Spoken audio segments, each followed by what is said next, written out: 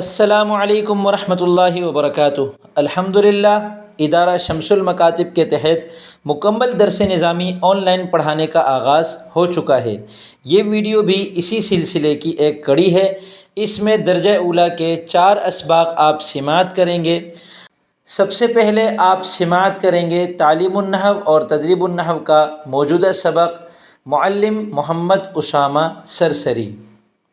بسم اللہ الرحمن الرحیم۔ السلام علیکم ورحمۃ اللہ وبرکاتہ۔ میں محمد اسامہ سرسری۔ ہم نے پچھلے سبق میں پڑھا تھا کہ لفظ کی 2 قسمیں ہیں، موضوع اور مہمل۔ پھر موضوع کی 2 قسمیں ہیں، مفرد اور مرکب۔ پھر مفرد کی 3 قسمیں ہیں، اسم، فعل اور حرف۔ اب ہم اس سبق میں اسم کی اقسام کو دیکھیں گے، اور یہاں سے آگے جو ہے وہ اسم کی کئی ساری تقسیمات ہیں۔ اسم کی اتنی قسمیں، اسم کی 3 قسمیں، واحد تثنیہ جمع، اسم کی 2 قسمیں، مذکر مؤنث، اسم کی 2 قسمیں، معرفہ نکرہ۔ تو یوں اسم کی جو تقسیمات ہیں وہ ہم انشاءاللہ اب یہاں سے پڑھیں گے۔ تو افراد کے اعتبار سے اسم کی 3 قسمیں ہیں، واحد، تثنیہ اور جمع۔ اردو میں صرف واحد اور جمع ہے، جیسے کتاب اور کتابوں۔ تو کتاب واحد ہے اور کتابوں یا کتابیں اس کی جمع ہے۔ عربی میں واحد اور جمع کے درمیان ایک تیسری چیز بھی ہے، تثنیہ، یعنی 2 کا عدد بتانے والا لفظ۔ ہمیں اردو میں یہ بتانا ہو کہ 2 کتابیں، تو ہم کتابیں جمع لاتے ہیں اور اس کے شروع میں 2 لگا دیتے ہیں، 2 کتابیں۔ لیکن عربی میں اس کو کتابن کا مطلب ہے 1 کتاب، اور کتابانی کا مطلب ہے 2 کتابیں، اور کتبن کا مطلب ہے کئی ساری کتابیں۔ تو کتابن کا ترجمہ ہوگا کتاب، اور کتابانی کا ترجمہ ہوگا 2 کتابیں، اور کتبن کا ترجمہ ہوگا کتابیں۔ تو یہ واحد، تثنیہ اور جمع کو میں نے اپنے لفظوں میں بتایا آپ کو۔ اب ہم کتاب میں سے دیکھ لیتے ہیں۔ واحد وہ اسم ہے جو ایک فرد پر دلالت کرے، جیسے رجل، ایک مرد۔ تو ایک فرد ہے، فرد کا مطلب ہوتا ہے جیسے آپ کے سامنے 3 پنکھے رکھے ہوئے ہیں، تو ان میں سے ہر پنکھا جو ہے پنکھوں کا ایک فرد ہے۔ 4 کتابیں رکھی ہیں، تو 4 میں سے ہر کتاب جو ہے ان 4 کتابوں کا ایک فرد ہے۔ اس کو فرد کہتے ہیں۔ فرد کا مطلب ہے تنہا، اکیلا۔ تو جو ایک فرد پر دلالت کرے، دلالت کرنا کیا ہوتا ہے کہ یعنی جو یہ بتائے کہ یہ ہے، یعنی کتابن، آپ کے سامنے کتاب رکھی ہوئی ہے جو باقاعدہ کتاب کی شکل میں، کاغذ ہے، اس کے اوپر گتا لگا ہوا ہے۔ تعلیم النحو آپ کے سامنے رکھی ہوئی ہے، اور اب میں آپ کے سامنے ایک لفظ ادا کرتا ہوں، کتابن۔ تو میرے منہ سے جو لفظ نکلا کتابن، یہ تو لفظ ہے، اور یہ لفظ دلالت کر رہا ہے، یہ جو آپ کے سامنے کتاب رکھی ہوئی ہے تعلیم النحو، اس کے اوپر دلالت کر رہا ہے، جو کہ ایک فرد ہے۔ تو اس کا مطلب یہ دلالت کرنا اس کو کہتے ہیں، ٹھیک ہے۔ دلالت کا ترجمہ ہوتا ہے رہنمائی کرنا۔ الدال علی الخیر کفاعلہ، خیر پر، خیر کی طرف بلانے والا، خیر پر رہنمائی کرنے والا۔ دلیل کہتے ہیں رہنمائی کرنے والے کو۔ اس وجہ سے ہم کوئی چیز جو ہمارے لیے بڑی زبردست قسم کا ثبوت کا درجہ رکھتی ہے، ہم اس کو کہتے ہیں یہ دلیل ہے۔ تو دلیل بھی اسی سے ہے، دلالت سے ہے۔ تثنیہ وہ اسم ہے جس کو واحد کے آخر میں الف اور نون مکسور یا ما قبل مفتوح اور نون مکسور لگا کر بنایا گیا ہو، تاکہ وہ ایک جیسے 2 افراد پر دلالت کرے، جیسے رجولانی، رجولینی۔ رجولانی کا بھی ترجمہ ہے 2 مرد۔ اس میں ہم نے کیا کیا، آخر میں الف لگایا اور نون مکسور۔ مکسور کا مطلب ہے جس کے نیچے زیر ہو، کسرہ زیر کو کہتے ہیں، جس حرف کے نیچے زیر ہو اس کو مکسور کہتے ہیں۔ فتحہ زبر کو کہتے ہیں، جس حرف کے اوپر زبر ہو اس کو مفتوح کہتے ہیں۔ ضمہ پیش کو کہتے ہیں، جس حرف کے اوپر پیش ہو اس کو مضموم کہتے ہیں۔ یہ ابھی سے یاد کر لیں، یہ لفظ بار بار آئے گا اس کتاب میں، مکسور، مفتوح اور مضموم۔ تو نون مکسور رجولانی، رجل کے آخر میں ہم نے الف لگایا، رجولا بنا، پھر نون مکسور لگایا تو رجولانی بنا۔ تو یہ رجولانی کا مطلب ہوتا ہے 2 مرد، اور رجولینی کا مطلب بھی ہے 2 مرد۔ اب آپ کے ذہن میں سوال پیدا ہو رہا ہوگا کہ جب رجولانی کا مطلب بھی 2 مرد ہے، رجولینی کا مطلب بھی 2 مرد ہے، تو پھر ان دونوں میں فرق کیا ہے؟ تو اس کا جواب یہ ہے کہ رجولانی مرفوع ہے اور رجولینی منصوب یا مجرور ہونے کی حالت میں استعمال ہوتا ہے۔ اب آپ ایک بہت اچھا سوال کریں گے کہ مرفوع، منصوب اور مجرور کیا ہوتا ہے، تو اس کا جواب یہ ہے کہ یہ ہم آگے چل کر پڑھ لیں گے۔ یہ اعراب کی قسمیں ہیں، اور اعراب مطلب جیسے زبر زیر پیش، اور عربی میں واو الف یا اور زبر زیر پیش، ان 6 کے اعتبار سے لفظ کے آخر میں جو تبدیلی ہوتی ہے اس کو اعراب کہتے ہیں۔ اس کے اعتبار سے لفظ کی 3 قسمیں بنتی ہیں، مرفوع، منصوب اور مجرور اسم کے اندر، ٹھیک ہے۔ فعل کے اندر بھی بنتی ہے مرفوع، منصوب اور مجزوم، اسم کے اندر بنتی ہے مرفوع، منصوب اور مجرور، اور حرف میں نہیں بنتی۔ تو یہ بھی بس اتنا ذہن نشین کر لینا آپ کے لیے کافی ہوگا۔ آگے دیکھتے ہیں جمع، وہ اسم ہے جس کو واحد میں کچھ تبدیلی کر کے بنایا گیا ہو تاکہ وہ 2 سے زیادہ افراد پر دلالت کرے، جیسے رجال کئی مرد، مسلمون کئی مسلمان۔ تو جمع کا تو آپ کو پتہ ہے، واحد جمع تو آپ نے پڑھا ہوا ہی ہے، یعنی 1 سے زیادہ، اور عربی میں جمع کا مطلب ہے 2 سے زیادہ، اردو میں جمع کا مطلب ہے 1 سے زیادہ، عربی میں جمع کا مطلب ہے 2 سے زیادہ۔ تو یہ جمع کی تعریف ہو گئی، جمع کی مثالیں آپ کے سامنے آ گئی۔ اب آگے جمع کی کئی ساری قسمیں ہیں، عربی زبان بڑی دلچسپ ہے جمع کے اعتبار سے۔ یہاں میں آپ کو ایک مشورہ دوں گا، آپ کاغذ اور قلم لے کر اس کو لکھ لیں ابھی سے، کہ آپ کو چلتے پھرتے قرآن کریم میں، حدیثوں میں جو دعائیں آپ کو یاد ہیں، ان میں جو عربی عبارتیں آپ پڑھیں، کہیں جملہ لکھا ہوا نظر آئے آپ کو عربی کا، آپ جمع کے صیغوں پہ ضرور غور کیا کریں کہ اس لفظ کی جمع یہ ہے اور اس لفظ کی جمع یہ ہے، یعنی لفظ کیا ہے، کس چیز کو عربی میں کیا کہتے ہیں، یہ تو ظاہر سی بات ہے لغت دیکھ کے پتہ چلے گا، لیکن اس کی جمع کیا ہے یہ لغت سے بھی پتہ چلتا ہے، اور استعمال جیسے جیسے ہوتا جائے گا ویسے ویسے پتہ چلتا جائے گا۔ اب آج کے سبق میں آپ کو رجل کی جمع رجال پتہ چل گئی، مسلمن کی جمع مسلمون پتہ چل گئی، اور میں نے کتاب کی جمع کتب بھی آپ کو بتا دی۔ تو یہ آپ اس میں غور کرتے رہیں تو انشاءاللہ عربی تکلم میں بھی آپ کو یہ چیز بہت کام آئے گی، اور عربی عبارت کو حل کرنے میں بھی آپ کو یہ چیز بہت کام آئے گی۔ جو لوگ اولیٰ پڑھ لیتے ہیں، ثانیہ بھی پڑھ لیتے ہیں، اور یہ کہتے ہیں کہ ہم سے عبارت حل نہیں ہوتی، یا کتاب کی عربی عبارت ہم سے پڑھی نہیں جاتی روانی سے، یا ہم عربی تکلم کرتے ہیں تو زبان ہمارے ساتھ نہیں دیتی، تو اس کی وجہ یہ ہوتی ہے کہ گرامر پڑھتے ہوئے ان چیزوں کو نظر انداز کر کے آگے چلے جاتے ہیں۔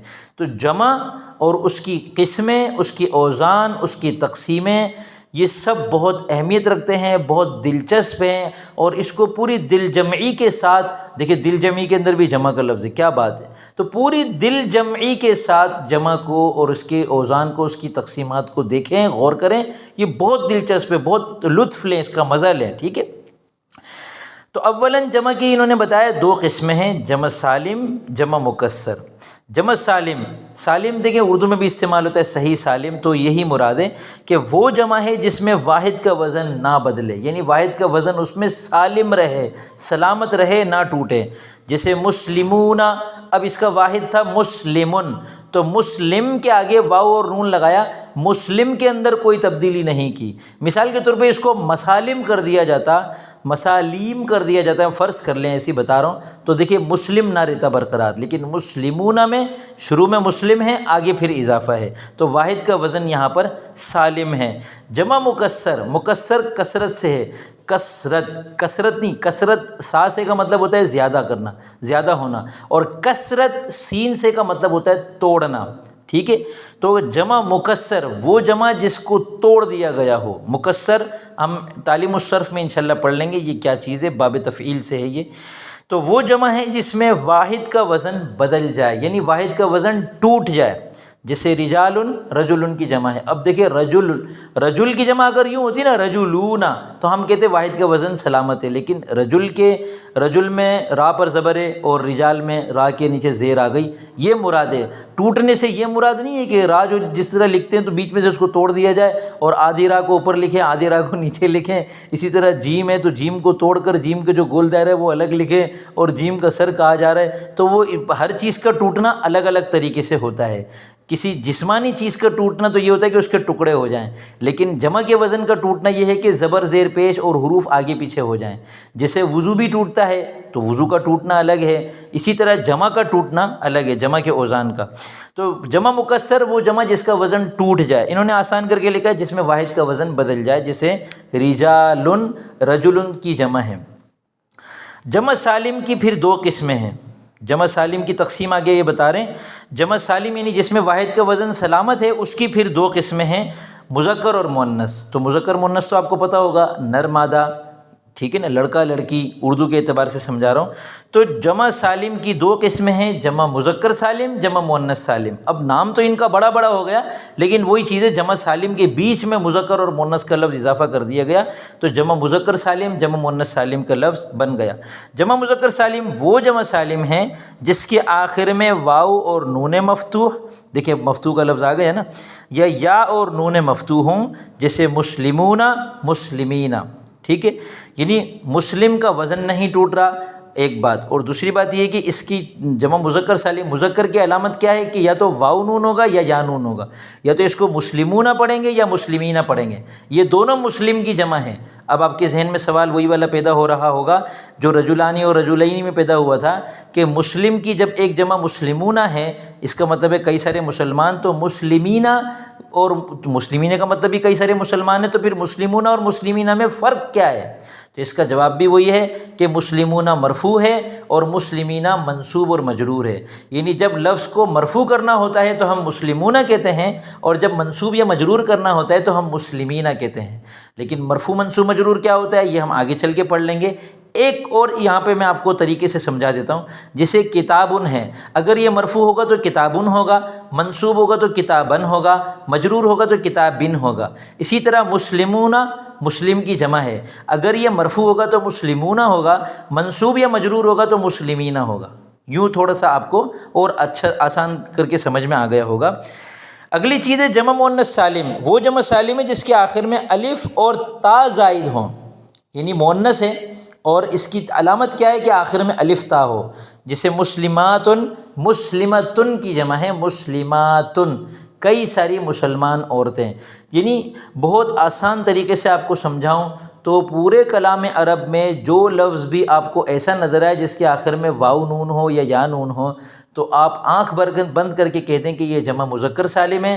جتنے الفاظ کے آخر میں الف اور تا ہو، آنکھ بند کر کے کہہ دیں کہ یہ جمع مؤنث سالم ہے۔ کہیں کہیں آپ کا جواب غلط ہو جائے گا، کیونکہ بعض اوقات ایسا ہوتا ہے کہ کوئی مفرد ہی ایسا ہوگا کہ جس کے آخر میں واو نون ہوگا، جیسے وَيَمْنَعُونَ الْمَاعُونَ۔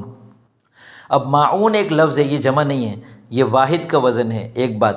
اور یمنعون کے آخر میں بھی واو نون ہے، حالانکہ یہ فعل ہے، تو اس کا مطلب یہ ہوا کہ فعل کے اندر بھی آپ کا جواب غلط ہوگا اور بعض الفاظ بھی، لیکن یہ بہت کم ہیں۔ آپ کو خود سوچ لینا چاہیے کہ اگر اس کا واو نون میں ہٹاتا ہوں تو کیا لفظ بنتا ہے، وہ فوراً آپ کو پتہ چل جائے گا کہ ہاں بھائی یہ تو اس کی جمع ہے۔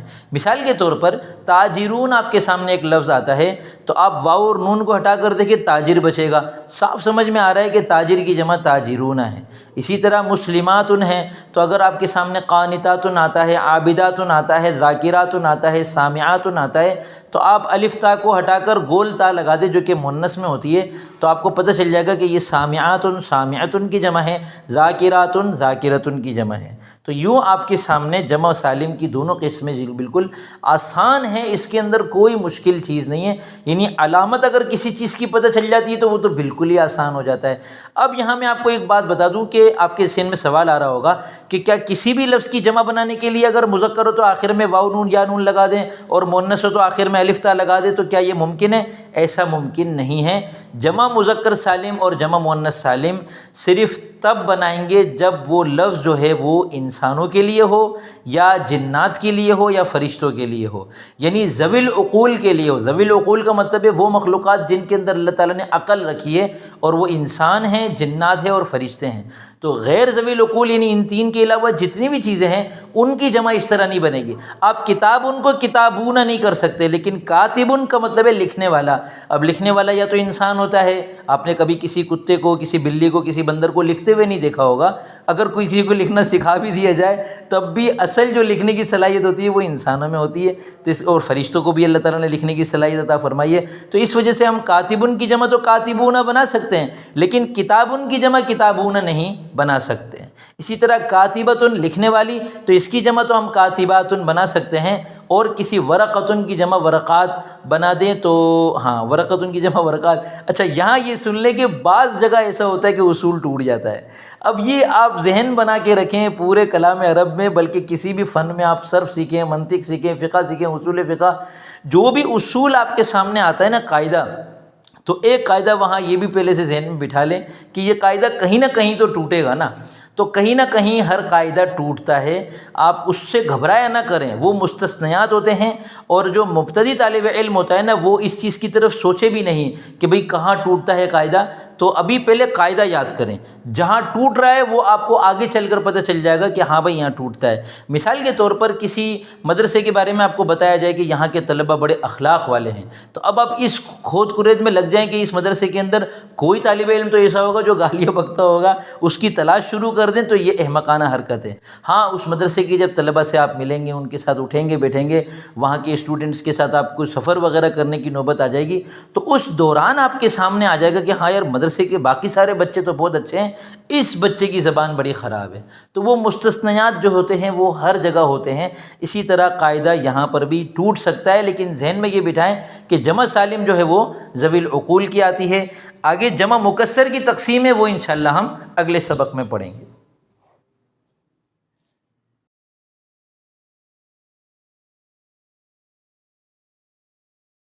واحد تثنیہ اور جمع کا ہم نے سبق پڑھ لیا الحمدللہ۔ اب اس کی مشق کر لیتے ہیں تدریب النحو کتاب سے۔ مندرجہ ذیل الفاظ میں واحد تثنیہ اور جمع کی نشاندہی کریں، نیز جمع ہونے کی صورت میں یہ وضاحت کریں کہ جمع مکسر ہے یا سالم، جمع قلت ہے یا جمع کثرت، جمع منتہی الجموع ہے یا غیر منتہی الجموع۔ سب سے پہلا لفظ ہے رب۔ رب اللہ تعالیٰ کو کہتے ہیں پروردگار، اس کا ترجمہ ہے پالنے والا۔ تو اب یہ واحد ہے یا تثنیہ ہے یا جمع ہے؟ یہ واحد ہے۔ کیسے پتہ چلا ہم کو؟ کیونکہ اگر یہ تثنیہ ہوتا تو یہ ہوتا ربانی یا پھر ربینی، اور جمع نہیں ہے، یہ کیسے پتہ چلا؟ ترجمے سے، اس کا ترجمہ ہوتا ہے پالنے والا۔ اگر اس کا ترجمہ ہوتا پالنے والے تو یہ جمع ہوتا، ٹھیک ہے؟ کیونکہ یہ رب کا لفظ تو بالکل واضح ہے، الحمدللہ رب العالمین، تو یہ تو ہم نے پڑھ لیا ہے، لیکن بعض اوقات کوئی لفظ ایسا آتا ہے جو ہم نے پہلی دفعہ دیکھا ہوتا ہے، تو وہاں احتمال رکھا کریں کہ تثنیہ کی تو علامت ہے الف اور یا، لیکن واحد اور جمع کی کوئی علامت نہیں ہے سوائے اس کے کہ ہم لغت میں سے دیکھیں یا ہمیں کسی آیت سے پتہ چل جائے، ترجمے سے پتہ چل جائے۔ اگلا لفظ ہے حدائق۔ یہ حدیقۃ کی جمع ہے، اور باغیچے کو کہتے ہیں حدیقۃ باغیچہ، حدائق باغیچے، ٹھیک ہے؟ تو حدائق واحد تثنیہ اور جمع میں سے جمع ہے۔ جمع کی دو قسمیں ہیں، جمع سالم اور جمع مکسر۔ تو حدائق چونکہ اس میں حدیقۃ کا وزن ٹوٹ رہا ہے، وہ ایسے کہ حدیقۃ میں ہا پر زبر ہے، حدائق میں بھی ہا پر زبر ہے، حدیقہ میں دال کے نیچے زیر ہے، حدائق میں دال پر زبر آ گیا، اور حدیقہ میں دال کے بعد یا ہے، حدائق میں الف آ گیا، اور حدیقہ میں یا کے بعد قاف ہے، حدائق میں قاف سے پہلے حمزہ کا بھی اضافہ ہوا، تو پتہ چلا کہ وزن ٹوٹ چکا ہے، اس لیے یہ جمع مکسر ہے۔ پھر جمع مکسر کی دو قسمیں ہیں، جمع سالم، جمع قلت اور جمع کثرت۔ جمع قلت کے چار اوزان ہیں، افعال، افعل، افعلہ اور فعلہ۔ تو ان چار اوزان کے اعتبار سے حدائق اس کا کوئی وزن نہیں ہے، نہ یہ افعال کے وزن پر ہے ورنہ یہ احداق ہوتا، اور نہ یہ افعل کے وزن پر ہے ورنہ یہ احدق ہوتا، اور نہ یہ فعلتن کے وزن پر حدقتن ہے، اور نہ یہ افعلتن کے وزن پر احدقتن ہے، بلکہ یہ حدائق ہے، لہذا یہ جمع قلت نہیں ہے، جمع کثرت ہے۔ پھر جمع کثرت کی دو قسمیں ہیں، جمع منتہی الجموع، جمع غیر منتہی الجموع۔ جمع منتہی الجموع کا وزن ہے فعالل، تو یہ اس وزن پر آ رہا ہے حدائق، فعالل حدائق، ایک ہی وزن ہے، لہذا یہ جمع منتہی الجموع ہے، یعنی وہ جمع ہے جس کے اوپر کوئی جمع نہیں آتی اور اس کے دو ہی وزن ہے، فعالل اور فعالیل۔ الاخبار یہ واحد تثنیہ اور جمع میں سے، الاخیار خیرن کی جمع ہے، واحد تثنیہ اور جمع میں سے جمع ہے، جمع سالم اور جمع مکسر میں سے جمع مکسر ہے، اور جمع مکسر کی دو قسمیں، جمع قلت اور جمع کثرت میں سے چونکہ یہ افعال کے وزن پر ہے اس لیے یہ جمع قلت ہے، لہذا الاخیار جمع قلت ہے، 10 سے کم کے لیے استعمال ہوگا۔ لیکن جمع قلت اور جمع کثرت میں بھی آپ یہ ذہن میں رکھیں کہ وہ ایک دوسرے کے لیے بھی استعمال ہو جاتے ہیں۔ کتبن کتابن کی جمع ہے، مسلماتن مسلمتن کی جمع ہے، الصادقین الصادق کی جمع ہے، الاعلون الاعلی کی جمع ہے، مسجدانی مسجدن کی تثنیہ ہے، المسلمون المسلم کی جمع ہے۔ اسی طرح آگے منازل، شموس، قبور، منارتان، غرف، ابیات، الصالحات، غرفتان، قلم، طریق، التلاميذ، غلمة، اذرع، اثواب، مرضى، کأس، قواعد، الخلفاء، نافذتان، مسلمین، الثوابت، الاصابع، المصلین، انبیاء، عینان، حافظون، مساجد، لیال، ایام، نائمات، الکتاب، قلوب، الرعب، بیوت، تلمیذات، ابواب، مسلمین، اقلام، رقاب، سود، الصائمون، الامصار، الطالبات، الشعراء، اطرابا، سجد، بررۃ، غلمان، علل، حمر۔ ان تمام الفاظ کو اگر آپ واقعتاً اپنی مشق کرنا چاہتے ہیں تو میں اگر آپ کے سامنے دہرا دوں گا، بتا دوں گا، تو آپ کو فائدہ اتنا نہیں ہوگا۔ لغت کھولیں، مصباح اللغات یا کوئی بھی عربی لغت کھولیں اور اس میں ترجمے کے اعتبار سے معلوم کریں کہ یہ واحد ہے یا جمع ہے۔ اگر جمع ہوگا تو لفظ کو پھر اس کا واحد کسی طریقے سے تلاش کریں، یا وہاں جو واحد لکھے ہوئے ہوں گے ان میں سے دیکھیں کہ کس کے آگے جیم کے تحت یا جمع کے تحت اس کو لکھا ہوا ہے، تو یوں واحد اور جمع کا آپ کو پتہ چل جائے گا۔ الف نون یا یا نون ہے تو پھر وہ تثنیہ ہے، اور جمع قلت کا وزن ہے تو بھی وہ جمع ہی ہوگا انشاءاللہ، الا ماشاءاللہ کبھی کبھی واحد بھی جمع قلت کے وزن پر آ جاتا ہے۔ اگلی مشق ہے مندرجہ ذیل آیات میں واحد تثنیہ اور جمع کی نشاندہی کریں، نیز جمع ہونے کی صورت میں یہ وضاحت کریں کہ جمع مکسر ہے یا سالم، جمع قلت ہے یا جمع کثرت، جمع منتہی الجموع ہے یا غیر منتہی الجموع۔ اعوذ باللہ من الشیطان الرجیم۔ واستشہدوا شہیدین من رجالکم۔ شہیدین یا اور نون سے پتہ چلا شہیدن کی تثنیہ ہے، اور رجال رجلن کی جمع ہے۔ ہم فیہا خالدون، خالدون واو اور نون سے پتہ چلا یہ خالدن کی جمع ہے اور جمع مذکر سالم ہے۔ المسجد، لمسجد اسس علی التقوی، مسجد واحد ہے، اس کی تثنیہ مسجدانی اور اس کی جمع مساجد ہے، اور التقوی یہ واحد ہے، مصدر ہے، اس کی جمع استعمال نہیں ہوتی۔ رجال لا تلہیہم تجارۃ تجری من تحتها الانہار خالدین فیہا وعنده مفاتح الغیب سخرها علیہم 7 لیال و8 ایام فیہا کتب قیمہ والذین هم لفروجهم حافظون فیہما عینان تجریان غیر المغضوب علیہم ولا الضالین الحمد للہ رب العالمین اولئک هم المفلحون ان الابرار لفی نعیم لهم اعین لا یبصرون بها انہم عباد مکرمون وَأَمْدَدْنَاكُمْ بِأَمْوَالٍ وَبَنِينَ أَسْبَابَ السَّمَاوَاتِ إِنَّ اللَّهَ عَلِيمٌ بِذَاتِ الصُّدُورِ وَالنَّازِعَاتِ غَرْقًا إِنَّهُمْ فِتْيَةٌ آمَنُوا بِرَبِّهِمْ إِنَّ الْمُتَّقِينَ فِي جَنَّاتٍ وَنَهَرٍ فِيهَا سُرُرٌ مَّرْفُوعَةٌ وَأَكْوَابٌ مَّوْضُوعَةٌ وَجَاءَ السَّحَرَةُ وشروه بثمن بخس دراهم معدودة هل أتاك حديث الجنود۔ ان تمام آیات کے اندر جو الفاظ استعمال ہوئے ہیں ان میں پہلے اسم، فعل اور حرف کے اعتبار سے ان کو الگ الگ کریں۔ جو اسم ہے اس کے اندر یہ دیکھیں کہ یہ واحد ہے، تثنیہ ہے اور جمع ہے۔ تثنیہ معلوم کرنے کا طریقہ یہ ہے کہ آخر میں الف نون یا یا نون ہو۔ واحد اور جمع کا معلوم کرنے کا طریقہ یہ ہے کہ ترجمے میں غور کریں ورنہ لغت میں دیکھیں، اور واحد ہے تو اس کی جمع معلوم کریں، جمع ہے تو اس کا واحد معلوم کریں، اور جمع کا وزن اپنے ذہن میں رکھیں، واحد کے لفظ کو اپنے ذہن میں بٹھائیں تاکہ عربی تکلم میں آپ کو یہ الفاظ کام آئیں۔ اب آپ سماعت کریں گے تعلیم الصرف اور تدریب الصرف کا موجودہ سبق، معلم مولانا محمد اسماعیل رفیق صاحب۔ بسم اللہ الرحمن الرحیم۔ تعلیم الصرف تیسرا سبق۔ ہمارا سبق چل رہا تھا ابتدائی اہم اصطلاحات پر مشتمل۔ گزشتہ سبق میں ہم نے کچھ اصطلاحات پڑھی تھیں، آج کے سبق میں بھی ہم مزید اصطلاحات جانیں گے۔ یہ اصطلاحات بہت اہم ہیں، جو بھی اصطلاح آپ کو بتائی جا رہی ہے انہیں اچھی طرح یاد کر لینا ہے، ذہن نشین کر لینا ہے، کیونکہ یہ آگے بہت کام آئیں گی۔ آگے کئی موقعوں پر ان اصطلاحات کو دہرایا جائے گا۔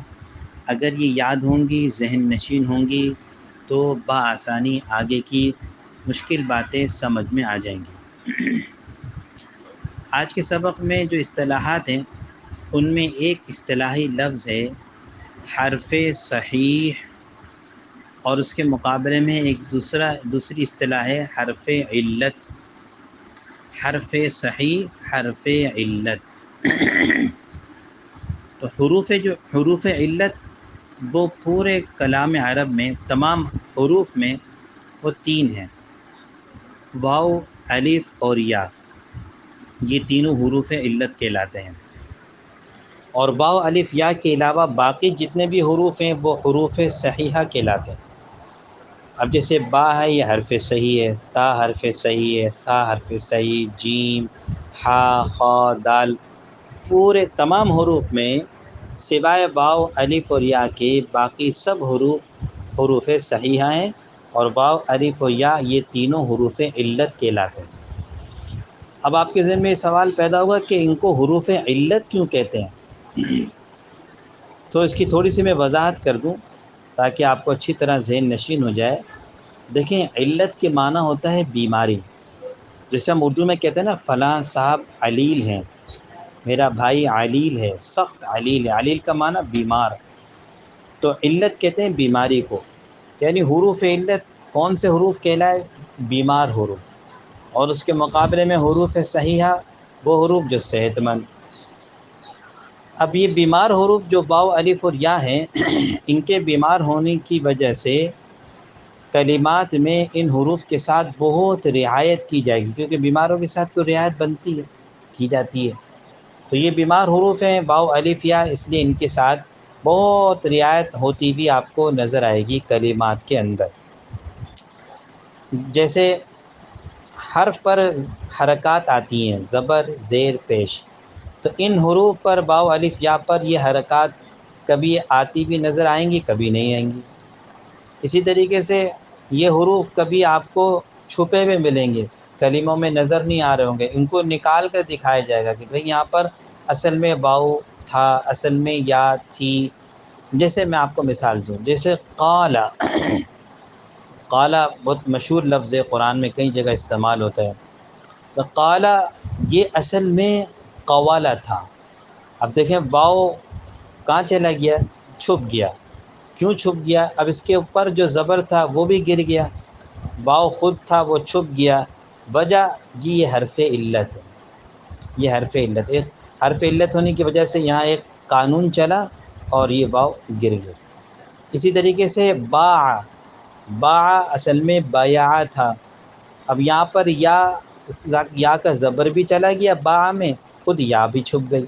وجہ جی یہ حرف علت ہے، یہ بیمار حرف ہے، لہٰذا اس کی بیماری کی رعایت کرتے ہوئے یہاں ایک قانون بنایا گیا، اور اس قانون کے تحت یا کے اوپر سے زبر بھی گر گیا اور یا خود بھی حذف ہو گئی۔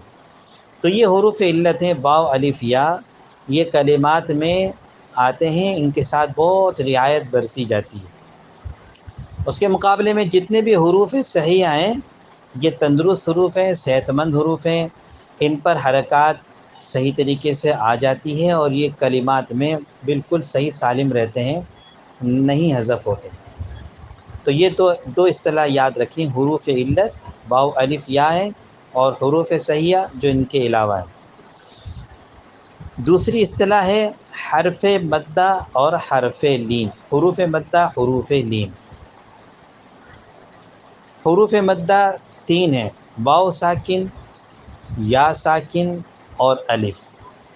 اور حروف لین صرف 2 ہیں، واو ساکن، یا ساکن۔ دیکھیں، حروف مدہ جو 3 ہیں، واو ساکن، یا ساکن اور الف، اس میں جو الف ہے وہ حروف لین میں نہیں شامل، یعنی آپ کو کہیں بھی الف نظر آ جائے تو آپ یہی کہیں گے کہ یہ الف یہ حرف مدہ ہے۔ جیسے مثال کے طور پر شاء ولو شاء اللہ، اب اس میں جو شاء ہے شین کے بعد جو الف ہے یہ الف حرف مدہ ہے، ٹھیک ہے۔ الف ساکن ہمیشہ مدہ ہی ہوتا ہے، لین نہیں ہوتا۔ اور واو ساکن اور یا ساکن یہ حروف مدہ میں بھی آتے ہیں، حروف لین میں بھی آتے ہیں۔ اب ان میں آپ ایک فرق یاد رکھ لیں، وہ فرق آپ یاد رکھیں گے تو آپ کے لیے سمجھنا اور فرق کرنا آسان ہو جائے گا کہ یہ حروف مدہ ہے اور یہ حروف لین۔ چنانچہ وہ واو ساکن جس سے پہلے پیش ہو وہ حرف مدہ ہے، جیسے سوءن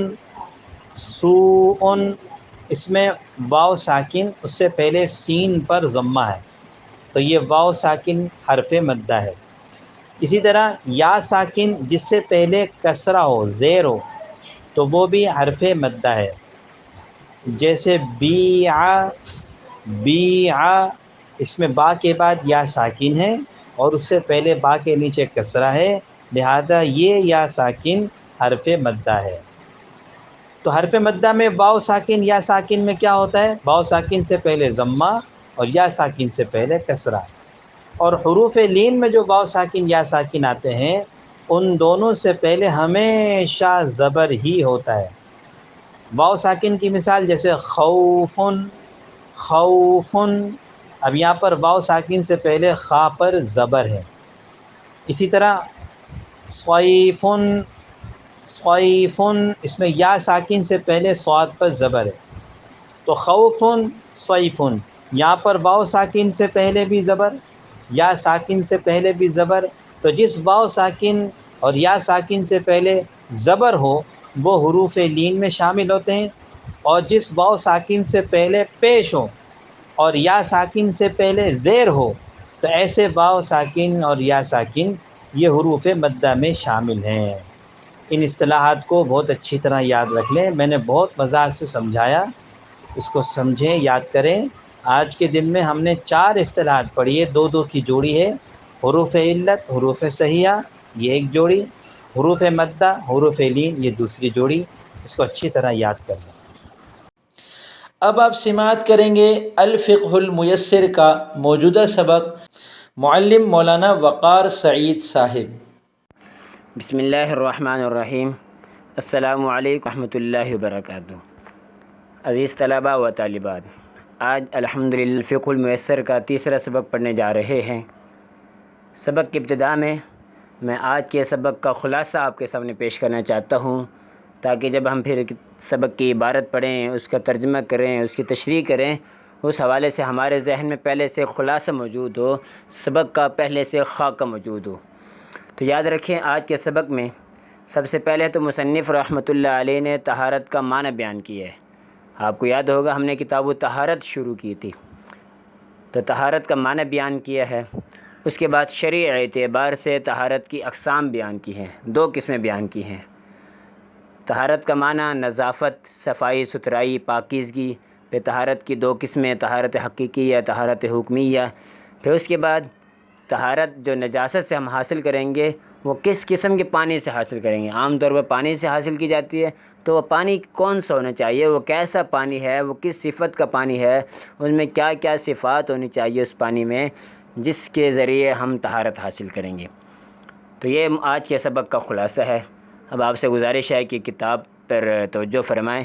صفحہ نمبر 1 کے درمیان میں یہ عبارت ہے، الطہارۃ فی اللغۃ النظافۃ۔ یہ یہاں سے سبق شروع ہو رہا ہے۔ فرمایا طہارت لغت میں نظافت کو کہتے ہیں۔ نظافت کہتے ہیں پاکیزگی کو، صفائی کو، پاک صاف رہنے کو۔ یہ طہارت کا لغوی معنی بیان کیا۔ فرمایا آگے، والطہارۃ فی الشرع، شریعت میں طہارت تنقسم الی قسمین، تقسیم ہوتی ہے 2 قسموں کی طرف، یعنی کہ شرعی اعتبار سے طہارت کی 2 قسمیں بیان کر دی۔ نمبر 1 طہارۃ من الحدث، پہلی طہارت حدث سے۔ حدث کا معنی ہوتا ہے ناپاکی۔ ویسے تو حدث کے بہت سارے معنی آتے ہیں، لیکن یہاں پر جو کتاب طہارت میں عام طور پر معنی کیا جاتا ہے ناپاکی کو۔ ایک طہارت ہے جو ناپاکی سے حاصل کرتے ہیں، یعنی کہ ناپاکی کو دور کریں گے تو طہارت حاصل ہو جائے گی۔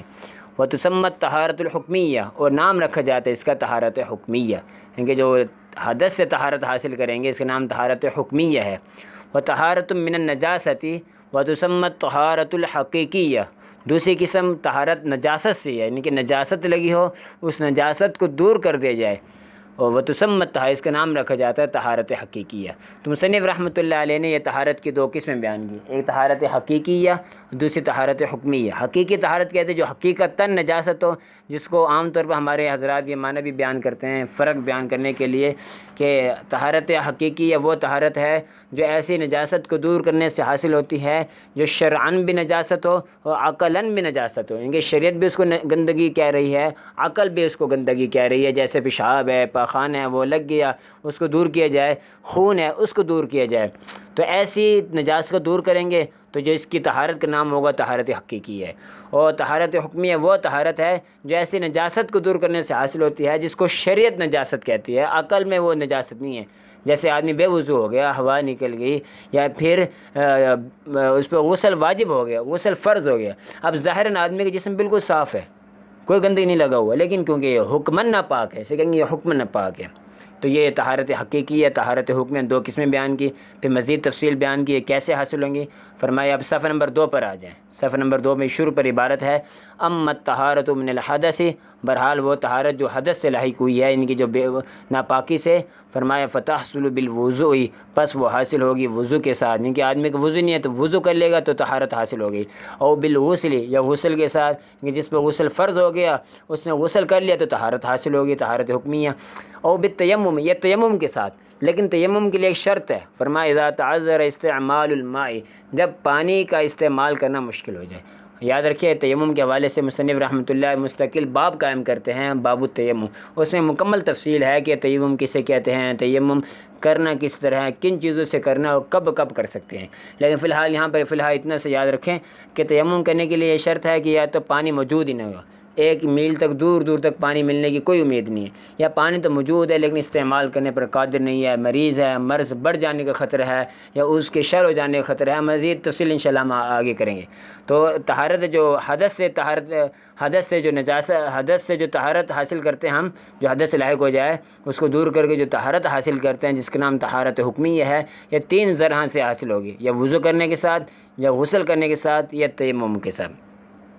واما الطہارۃ من النجاست، بہرحال جو دوسری قسم کی طہارت تھی جس کو طہارت حقیقیہ کا نام دیا، جو نجاست کی وجہ سے لاحق آ جاتی ہے، فرمایا فتحصل بازالۃ النجاست بوسائل الطہارۃ، کہ وہ حاصل ہوگی نجاست کو دور کرنے کے ساتھ، ازالہ کہتے ہیں دور کرنا، زائل کر دینا، نجاست کو دور کرنے کے ساتھ طہارت کے وسائل کے ذریعے، کہ طہارت کا جو وسیلہ ہے، جو ذریعہ ہے، اس کو اختیار کر کے ہم نجاست کو دور کر دیں گے تو طہارت حقیقیہ ہمیں حاصل ہو جائے گی۔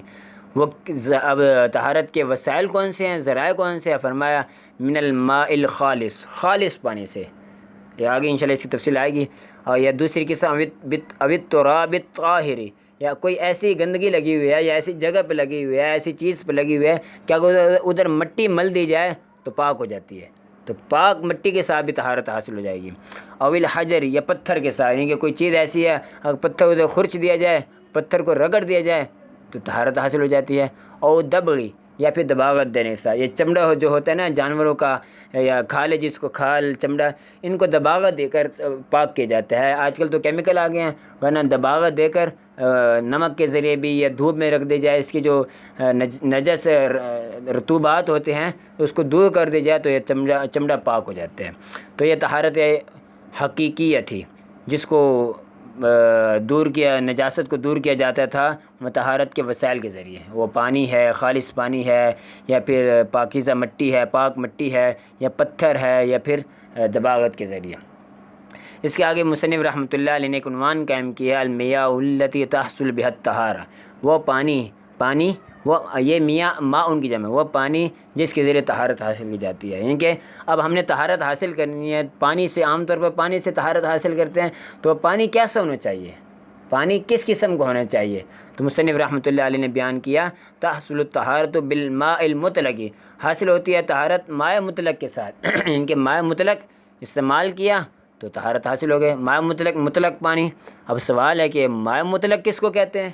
تو عام سادہ زبان میں، عوامی لب و لہجے میں مائع مطلق کا آپ مطلب یہ سمجھیں، کسی شخص کے سامنے پانی کا ذکر کیا جائے اور اس کے ذہن میں جو پانی کے حوالے سے خاکہ آئے، جو تصور آئے، یہ مائع مطلق ہے، جس میں کسی قسم کا کوئی نجاست نہ ملی ہو، کسی چیز کا غلبہ نہ آ جائے، کوئی ایسی چیز شامل ہو جائے جس کی وجہ سے ہم اس کو پانی بھی نہیں کہہ سکتے، تو اس کو کہتے ہیں مائع مطلق۔ خود مصنف رحمۃ اللہ علیہ نے جو تعریف کی ہے آپ کتاب پر دیکھیں، فرمایا والماء المطلق، مائع مطلق هو الماء الذي، وہ پانی ہے، هو الماء الذي بقي على اوصاف خلقته، هو الماء، وہ پانی ہے، الذي بقي على اوصاف خلقته، جو اپنے پیدائشی، جو اپنے قدرتی اوصاف پر باقی ہو، ان جو پانی کے قدرتی اوصاف اللہ تعالی نے اس میں رکھے ہیں ان پر باقی ہو، ولم تخالطه نجاست، نہ تو اس میں کوئی نجاست ملی ہو، کوئی گندگی ملی ہو جس نے اس کو ناپاک کر دیا ہو، ولم یغلب علیہ شیء، نہ اس میں کسی چیز کا غلبہ آ گئے، یعنی کہ کوئی پاک چیز مل گئی ہے لیکن ایسی چیز مل گئی ہے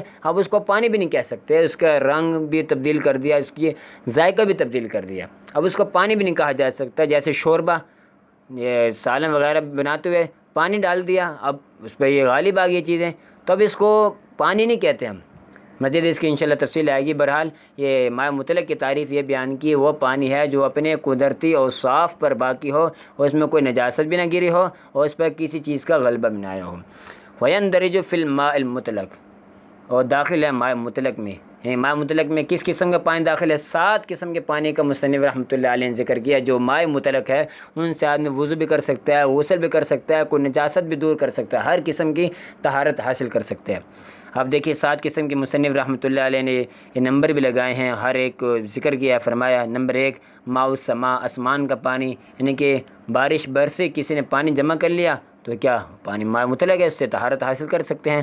نمبر 2 ماء النہر، نہر کا پانی بھی پاک ہے، مائع مطلق میں داخل ہے، شرط وہی ہے کہ کوئی نجاست نہ ملی ہو۔ اور نمبر 3 ماء البئر، بئر کہتے ہیں کنویں کو، کنویں کا پانی بھی مائع مطلق میں داخل ہے، اس سے نجاست دور کر کے طہارت حاصل کر سکتے ہیں۔ نمبر 4 ماء العین، چشمے کا پانی، چشمہ ابل رہا تھا، کسی نے پانی جمع کر لیا، پانی نکال لیا اور اس سے وضو کر سکتے ہیں، غسل کر سکتے ہیں۔ نمبر 5 ماء البحر، سمندر کا پانی، سمندر کا پانی مائع مطلق ہے۔ نمبر 6 ماء ذاب من الثلج، ایسا پانی جو پگھل گیا برف سے، ذابہ کہتے ہیں پگھلنے کو، ثلج کہتے ہیں برف کو، برف رکھا تھا وہ پگھل گیا تو پانی جو حاصل ہو گیا اس سے بھی طہارت حاصل کی جا سکتی ہے کیونکہ یہ مائع مطلق میں داخل ہے۔ اور آخری اور نمبر 7 ہے ماء ذاب من البرد، ایسا پانی جو پگھلا اولوں سے، کہ اولے برسے کسی نے وہ جمع کر لیے، وہ پگھل گئے، وہ پانی بن گیا، تو اس سے بھی طہارت حاصل کی جا سکتی ہے۔ یہ 7 قسم کے پانی کا ذکر کی، یہ سب کے سب مائع مطلق میں داخل ہیں، مائع مطلق اپنے کوئی پیدائشی اوصاف پر ہیں اور اس میں کوئی نجاست بھی نہیں ہونی چاہیے اور کسی اور چیز کا غلبہ بھی نہیں آنا چاہیے، تو ایسے پانی کے ساتھ وضو بھی کیا جا سکتا ہے اور تیمم بھی کیا جا سکتا ہے۔ آخر میں ایک مسئلے کے طور پہ یاد رکھیں فتوے کے حوالے سے کہ جو مائع زمزم ہے، آب زمزم، زمزم کا پانی، اس سے طہارت حاصل کر سکتے ہیں نہیں، اس حوالے سے یاد رکھیں اگر آدمی پہلے سے باوضو ہے پھر تو اس پانی کے زمزم کے پانی کے ذریعے آدمی وضو بھی کر سکتا ہے، کیونکہ پہلے سے باوضو پاک ہے، برکت کے لیے تیمم، یہ برکت کے لیے زمزم کا پانی استعمال کرنے کی اجازت ہے، کیونکہ زمزم کا پانی بڑا بابرکت ہے۔ لیکن اگر آدمی پہلے سے بے وضو ہے یا بے غسل، اس پر غسل کرنا فرض ہے، تو ایسے آدمی کے لیے زمزم کا پانی استعمال کرنا جائز نہیں ہے، کیونکہ زمزم کا پانی بڑا بابرکت ہے، اس کو نجاست دور کرنے کے لیے استعمال نہیں کیا جا سکتا۔ ہاں ایک صورت ہے آدمی مجبور ہے، اس کے پاس اور کوئی پانی موجود ہی نہیں ہے، صرف زمزم کا پانی ہے، تو ایسی مجبوری کی حالت میں پھر گنجائش ہے کہ آدمی اس سے طہارت حاصل کر لے۔ تو آج کا ہمارے یہ الفقہ المیسر کا سبق تھا۔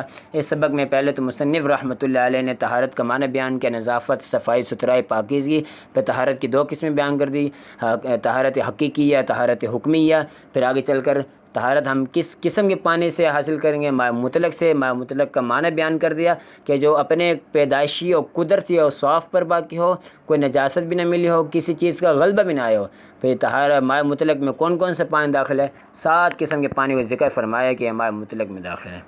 اللہ تعالی ہمیں اس کو سمجھ کر عمل کرنے کی توفیق عطا فرمائے۔ السلام علیکم ورحمۃ اللہ۔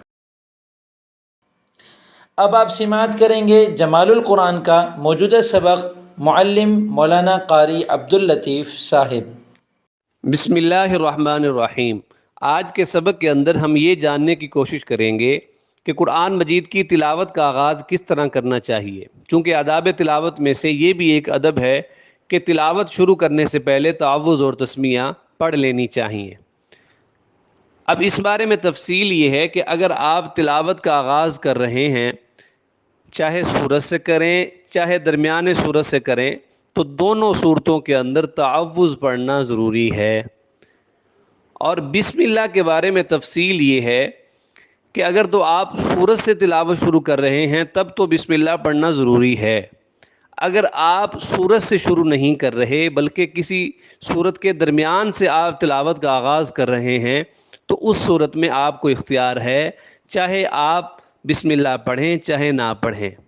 لیکن اگر پڑھتے پڑھتے درمیان میں کوئی نئی سورت شروع ہو گئی تلاوت کے درمیان میں، تب آپ کو بسم اللہ پڑھنی پڑے گی، یعنی تب بسم اللہ پڑھنا ضروری ہے۔